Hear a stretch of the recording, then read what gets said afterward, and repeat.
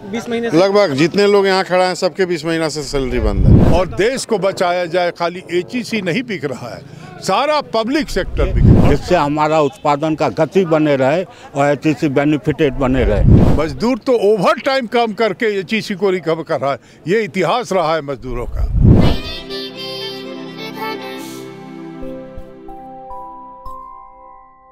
इस वक्त हम मौजूद है हैवी इंजीनियरिंग कॉरपोरेशन एचईसी के कार्यालय के बाहर, जहां पे इसके जो कर्मचारी हैं वो पिछले 20 महीनों से लगातार प्रदर्शन कर रहे हैं, विरोध कर रहे हैं, इसीलिए क्योंकि उनका जो वेतन है वो उन्हें इतने समय से नहीं मिला है।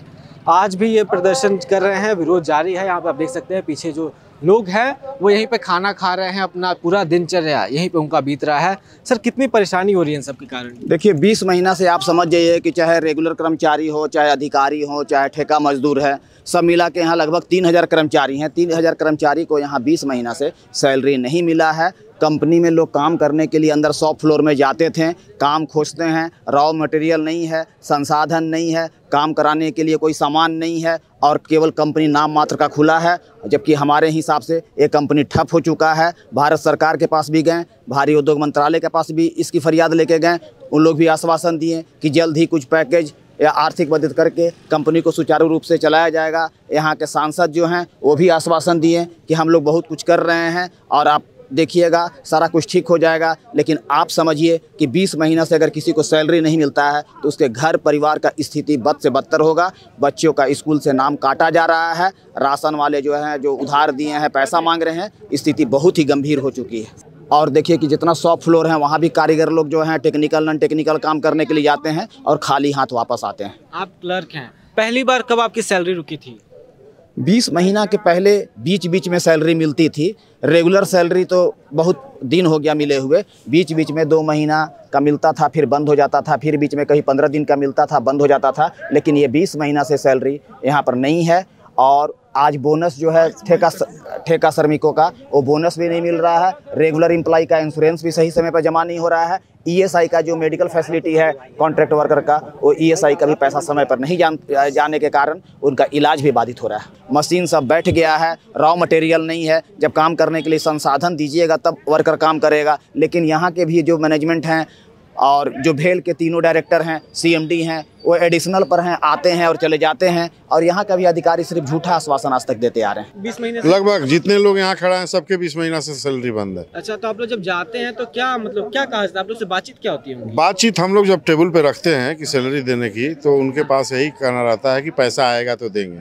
तो पैसा कब आएगा इसका कोई जानकारी मैंने ये लोग नहीं देता है। और मैंने हम लोग को तनख्वाह मिला था आपको दशहरा दीपावली के समय में 2 महीना का, तब से अभी तक तनख्वाह नहीं मिला। और टोटल हम लोग का अगर देखा जाए तो 20-22 महीना से हम लोग का तनख्वाह बंद है। तनख्वाह बंद होने के कारण हम लोग घर में जो भूखमरी की स्थिति हो गई है। हम लोग बच्चों का फीस नहीं जमा कर पाते हैं। अभी परीक्षा का समय है, सबका नाम काटा जा रहा है, घर में चूल्हे चौकी का मतलब दिक्कत हो जा रहा है। तो ये समस्या हम लोग को सामना करना पड़ता है। नियोक्ता जो है और नियोक्ता के प्रमुख नियोक्ता, तो हमारा नियोक्ता एचईसी और इसका मुख्य नियोक्ता प्रिंसिपल एम्प्लॉयर सरकार होती है। सरकार होती है। तो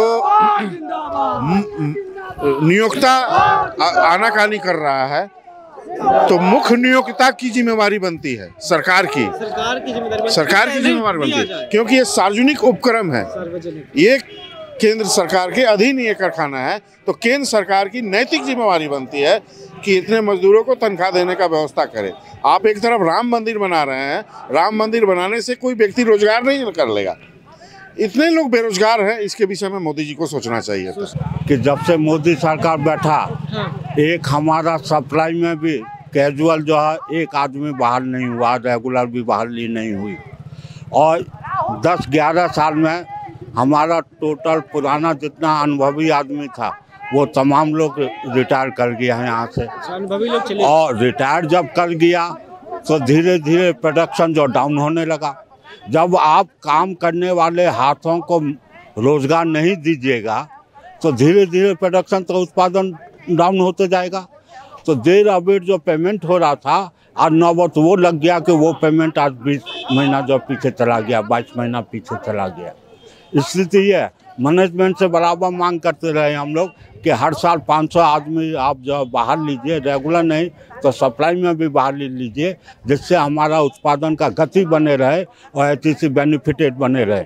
मतलब एचईसी का लॉस हो रहा है इसीलिए आपका सैलरी रुका है?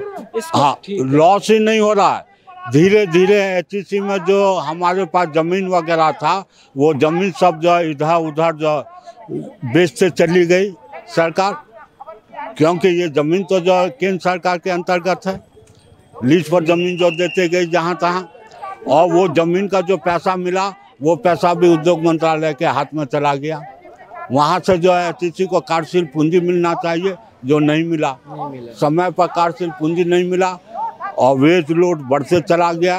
इसके कारण जो है लॉस बढ़ते चला गया। वेज लोड जो बढ़ा कि यहाँ ऑफिसर अधिक रह गए, वर्कर रिटायर होकर कम हो गए, कमाने वाले ज़्यादा रह गए, तो मतलब कि लॉस हो रहा है एचईसी को, इसीलिए ये सारी परेशानियां इर्द गिर्द आ रही हैं। मोदी बैठे हैं तब से जो लॉस की तरफ जो, तो ये जो आप देख रहे हैं कि जो बिल्कुल बिल्कुल, तो ये जो एचईसी के कर्मचारी हैं वो यहाँ पे इसीलिए प्रदर्शन कर रहे हैं कि उनको सैलरी नहीं मिले। सैलरी ना मिलने के कारण बहुत सी परेशानियां हो रही है उन्हें, फीस है बच्चों का, घर चलाना होता है, खर्च करना होता है। यहाँ पे आप देख सकते हैं कि जो कर्मचारी है वो यहाँ पे लाइन में लग के खाना खा रहे हैं।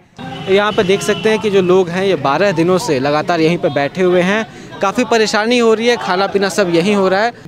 इस प्लांट को, इस एचईसी को बचाना चाहता है।